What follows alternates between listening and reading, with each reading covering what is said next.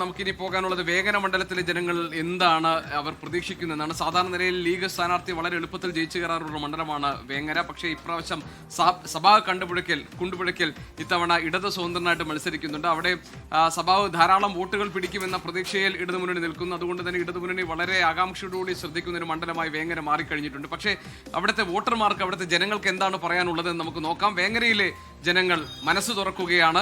ഇനി വോട്ടെണ്ണൽ നടക്കാൻ ഇനി ഏതാനും നിമിഷങ്ങൾ മാത്രം ബാക്കിയുള്ളപ്പോൾ എന്താണ് വേങ്ങരയിലെ ജനങ്ങൾ പ്രതീക്ഷിക്കുന്നത്? അവർ മനസ്സ് തുറക്കും, നമുക്ക് കേൾക്കാം. കേരളം UDF തന്നെ ആയിരിക്കും.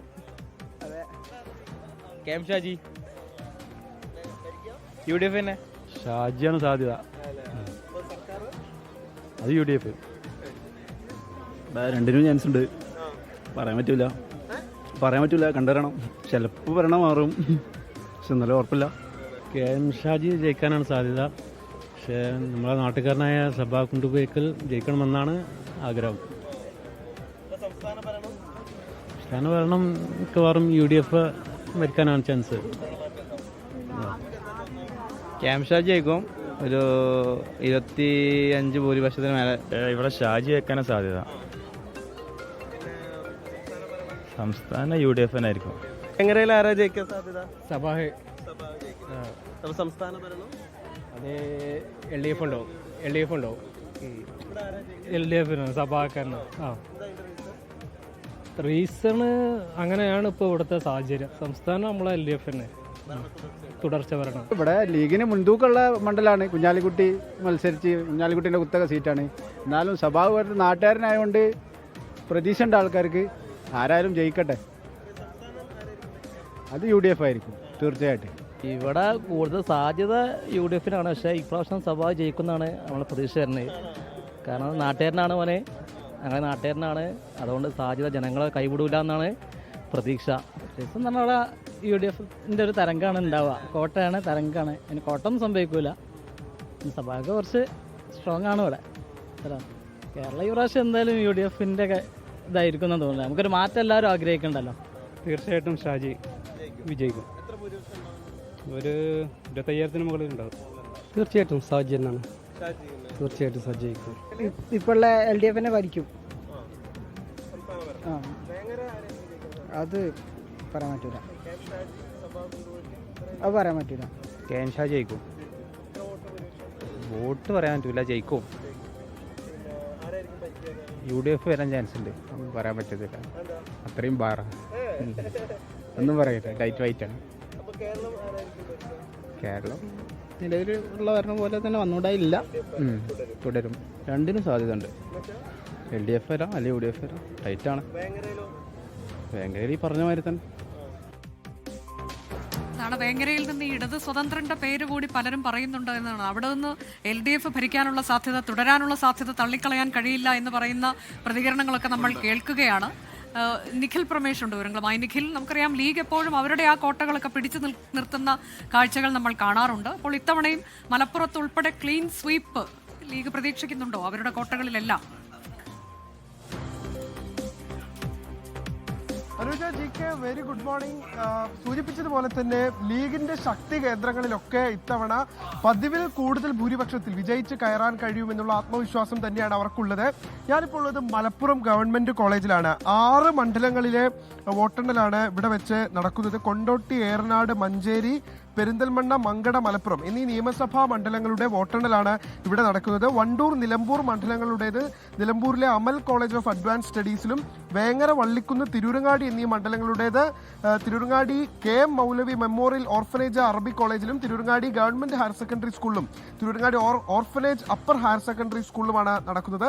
എന്തായാലും ഇത്തവണത്തെ രാഷ്ട്രീയ പോരാട്ടത്തെക്കുറിച്ച് പറയുമ്പോൾ മലപ്പുറത്ത് പോരാട്ടം നടക്കുന്നത് 3 മണ്ഡലങ്ങളിലാണ്. നമുക്കറിയാം അതിൽ ഏറ്റവും പ്രധാനപ്പെട്ടത് തവനൂരാണ്. തവനൂർ ഇത്തവണ മറയുമെന്നുള്ളൊരു വലിയ പ്രതീക്ഷ UDF കേന്ദ്രങ്ങൾ വെച്ചു പുലർത്തുന്നുണ്ട്. അതിൽ ഒരുപാട് ഫാക്ടേഴ്സ് ഉണ്ട്. കഴിഞ്ഞ ലോക്സഭാ നിയമസഭാ തെരഞ്ഞെടുപ്പുകളിലെ ഫലങ്ങൾ, കഴിഞ്ഞ നിയമസഭാ തെരഞ്ഞെടുപ്പിലെ ഫലം, ഇതെല്ലാം തന്നെ തവനൂരിനെ സംബന്ധിച്ചോളം അത് വളരെ നിർണായകമാക്കുന്നുണ്ട്. DCC പ്രസിഡന്റ് VS ജോയ് ആണ് അവിടെ UDFന്റെ സ്ഥാനാർത്ഥി. മലപ്പുറത്തെ ഇടതുപക്ഷക്കാരുടെ സുൽത്താൻ KT ജലീലാണ് അവിടെ മത്സരിക്കുന്നത്. അപ്പോൾ ആ മണ്ഡലം ഇത്തവണ മറയുമെന്നുള്ളൊരു വലിയ പ്രതീക്ഷ അവർ വെച്ച് പുലർത്തുന്നുണ്ട്. മറ്റൊരു പ്രധാനപ്പെട്ട മത്സരം നടക്കുന്ന മണ്ഡലം എന്ന് പറയുന്നത് തിരൂരാണ്.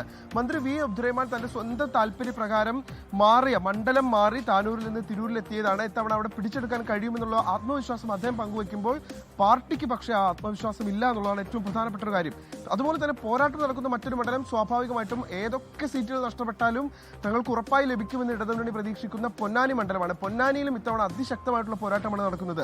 KP നൌഷാദ് അലി എന്ന കോൺഗ്രസ്സുകാരാണ്. അദ്ദേഹം 2 വർഷങ്ങൾക്ക് മുൻപ് തന്നെ അവിടെ സജീവമായി ഇടപെടുകയും ആ മേഖലയിൽ നിലയുറപ്പിക്കുകയും വോട്ടുകൾ തന്റെ പെട്ടിയിലേക്ക് ആക്കാൻ വേണ്ടിയിട്ടുള്ള എല്ലാ ശ്രമങ്ങളും നടത്തിയിട്ടുണ്ട്. അതുകൊണ്ട് തന്നെ നല്ലൊരു രാഷ്ട്രീയ പോരാട്ടമാണ് അവിടെ പ്രതീക്ഷിക്കുന്നത്. നമ്മൾ ആ ഭാഗത്തേക്കാണ് മലപ്പുറം ജില്ലയിൽ മത്സരം പ്രതീക്ഷിക്കുന്ന മണ്ഡലങ്ങൾ.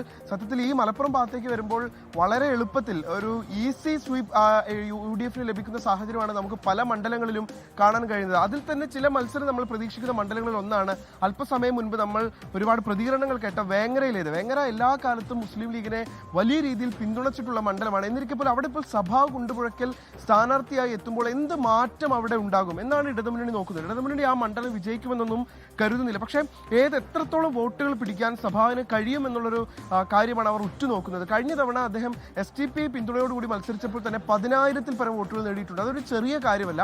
അപ്പോൾ സ്വാഭാവികമായിട്ടും ഇടതുമുന്നണി സ്ഥാനാർത്ഥി അവിടെ മത്സരിക്കുമ്പോൾ എത്ര വോട്ടുകൾ അദ്ദേഹത്തിന് കളക്ട് ചെയ്യാൻ കഴിയും എന്നുള്ളത് ഏറ്റവും പ്രധാനപ്പെട്ട ഒരു കാര്യമായിരിക്കും. മലപ്പുറം സാധാരണ ലീഗിന്റെ ഒരു ക്ലീൻ സ്വീപ്പ് പ്രതീക്ഷിക്കുന്ന ഇടമാണ്. ഒരുപക്ഷെ UDF വലിയ മുന്നേറ്റം ഉണ്ടാക്കാൻ കഴിയുമെന്നൊക്കെ അവർ പ്രതീക്ഷിക്കുന്ന ജില്ലകളിൽ ഒന്നാണ് മലപ്പുറം. സാധാരണ നിലയിൽ ഈ കോട്ടകളിലൊക്കെ എന്തൊക്കെ വിള്ളൽ വീഴാൻ പോകുന്നു എന്ന് നമുക്ക് കാത്തിരിക്കാം. ഒരുപക്ഷെ നമ്മൾ കരുതുന്ന ജനവിധിയൊന്നും ആകണം എന്നില്ല വരാനിരിക്കുന്നത്. വലിയ അട്ടിമറി വിജയസാധ്യതകളൊക്കെ ഒളിഞ്ഞിരിക്കുന്ന ഒരു ജനവിധിയായി ഒരുപക്ഷെ ഇത് മാറാൻ സാധ്യതയുണ്ട്. അതുകൊണ്ട് തന്നെ ഉദ്വേഗം നിറഞ്ഞ ഒരു കാത്തിരിപ്പാണ് നമുക്കുള്ളത്. എക്സിറ്റ് പോൾ ഫലങ്ങളൊക്കെ UDFന് അനുകൂലമായ ഒരു തരംഗം പ്രവചിക്കുമ്പോൾ തന്നെ ഒരു പിണറായി വിജയന്റെ 3ാം ഭരണ തുടർച്ചയ്ക്കായിരിക്കുമോ കേരളം സാക്ഷ്യം വഹിക്കാൻ പോകുന്നത് എന്ന കാര്യം നമുക്കറിയില്ല. CPM നേതാക്കളുടെ പ്രതികരണം ഫേസ്ബുക്ക് പോസ്റ്റ് ഒക്കെ പറഞ്ഞപ്പോൾ നമ്മൾ ഷാഫി പറമ്പിലിന്റെ ഒരു ഫേസ്ബുക്ക് പോസ്റ്റ് കൂടി വന്നിട്ടുണ്ട്. അദ്ദേഹം ഒരു കായിക പ്രേമിയാണ്.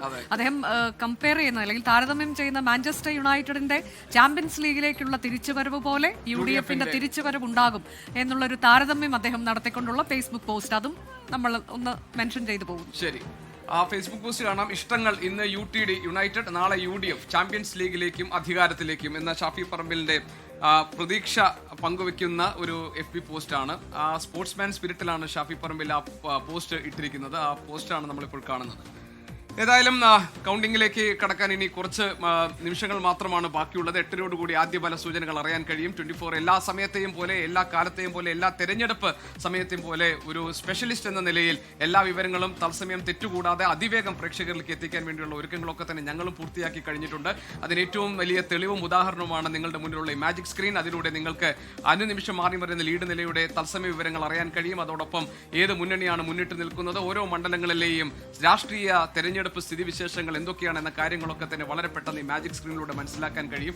ഏത് പ്രായത്തിലുള്ള ആൾക്കാർക്കും ഏത് സ്ഥലത്തിരുന്നു കൊണ്ടും കേരളത്തിലെ അതിനിർണായകമായ ഈ തെരഞ്ഞെടുപ്പ് ഫലത്തിന്റെ ഓരോ നിമിഷത്തെയും മാറ്റങ്ങൾ, കൗണ്ടിങ്ങിൽ വരുന്ന ചലനങ്ങൾ, കേരളത്തിന്റെ രാഷ്ട്രീയ ഭൂപടത്തിൽ തന്നെ വലിയ മാറ്റങ്ങൾ ഉണ്ടാക്കാൻ പോകുന്ന ജനവിധിയുടെ അനുനിമിഷങ്ങളിലുള്ള വിവരങ്ങളൊക്കെ തന്നെ കൃത്യമായി അറിയാനുള്ള എല്ലാ ഒരുക്കങ്ങളും ഞങ്ങൾ പൂർത്തിയാക്കി കഴിഞ്ഞു. മാജിക് സ്ക്രീൻ നിങ്ങൾക്കൊപ്പം ഉണ്ടാകും. ഇനി പ്രേക്ഷകർക്കൊപ്പം ചേരുന്നു ഹാഷ്മി താജ് ഇബ്രാഹിം, അതോടൊപ്പം തന്നെ അസിത സഹീറും. ഞങ്ങൾ അവരെ സ്വാഗതം ചെയ്യുന്നു. ഇനി ഉള്ള മണിക്കൂറുകൾ വളരെ ആകാംക്ഷ നിറഞ്ഞ മണിക്കൂറുകളാണ്. ഒരു റണ്ണിംഗ് കമന്ററി പോലെ പ്രേക്ഷകർക്ക് എല്ലാ തവണത്തെയും പോലെ SKNN ടീമിന്റെ തെരഞ്ഞെടുപ്പ് ഈ കൗണ്ടിങ്ങിന്റെ എല്ലാ വിവരങ്ങളും നിങ്ങളിലേക്ക് എത്തും.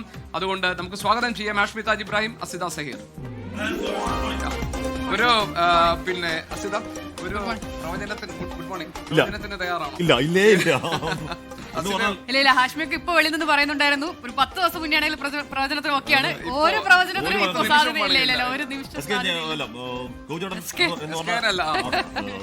എന്ന് പറഞ്ഞാൽ നമ്മുടെ കരിയറിൽ കുറെ ഇലക്ഷൻ ഉണ്ടായിട്ടുണ്ടെങ്കിൽ കൂടിയും ഇത്രത്തോളം ഉദ്വേഗമുള്ള എന്ത് സംഭവിക്കുന്ന അറിയാത്ത ഒരു ഇലക്ഷൻ ആദ്യമായിട്ടാണ് തോന്നുന്നു. ഇത്രയും ചങ്കിടിപ്പുണ്ടാകുന്ന ഒരു രാഷ്ട്രീയ വിദ്യാർത്ഥി എന്നുള്ള നിലയ്ക്ക് കൂടി എന്ത് പിടികിട്ടെന്ന് അറിയാത്ത, എന്തും സംഭവിക്കാനിടയുള്ള 30 മണ്ഡലങ്ങളിൽ എന്തും സംഭവിക്കാനിടയുള്ള, അപ്പോൾ അങ്ങനെ ഒരു വല്ലാത്തൊരു ഉദ്വേഗം, ഇതുവരെ ഇല്ലാത്ത വല്ലാത്തൊരു ഉദ്വേഗവും ചങ്കിടിപ്പും നെഞ്ചിടിപ്പും ആകെ ഒരു എരിപുരി സഞ്ചാരം ഉണ്ടെന്നാണ്. അസീതെ സംബന്ധിച്ച് 24 അസീതയുടെ ആദ്യത്തെ ഇലക്ഷൻ ടൈമാണ് അല്ലേ? അപ്പൊ എന്താണ് അസീതയ്ക്ക് പറയാൻ? ആദ്യത്തെ ഇലക്ഷൻ തന്നെ എന്ത് സംഭവിച്ചാലും ചരിത്രം എന്നുള്ള ഒരു വലിയ പ്രതീതിയുള്ള ഒരു തെരഞ്ഞെടുപ്പാണ്. അതുകൊണ്ട് തന്നെ ഈ പറഞ്ഞ നിലയിൽ ഒരു പ്രവചനത്തിന് സാധ്യമാകാത്ത ഒരു തെരഞ്ഞെടുപ്പ് എന്നുള്ളത് തന്നെയാണ് ഇതിന്റെ ഏറ്റവും വലിയ പ്രത്യേകത. അതിന്റെ എല്ലാ ആകാംക്ഷയും ഉണ്ട്, അതിന്റെ എല്ലാ ആവേശവും ഉണ്ട്. പൊതുവിൽ തെരഞ്ഞെടുപ്പുകൾ വലിയ ആവേശമാണല്ലോ, പക്ഷെ ഇക്കുറി ഇങ്ങനെ ഒരു പ്രത്യേകത ഉള്ളത് കൊണ്ട് തന്നെ എന്താകും എന്നുള്ളത് 8 മണിയാവാൻ കാത്തിരിക്കുകയാണ്. പക്ഷെ ഇന്ന് നിങ്ങൾ പ്രവചനത്തിന് തയ്യാറായാലും കഴിഞ്ഞ ദിവസങ്ങളിൽ നമ്മൾ നടത്തിയ ഡിബേറ്റിൽ പല പ്രവചനങ്ങളും അതൊക്കെ പ്രേക്ഷകർ കണ്ടിട്ടുണ്ടാകും അല്ലേ? അതെ, പക്ഷെ അത് നമുക്ക് നോക്കാം, എന്താവും നോക്കാം. ശരി.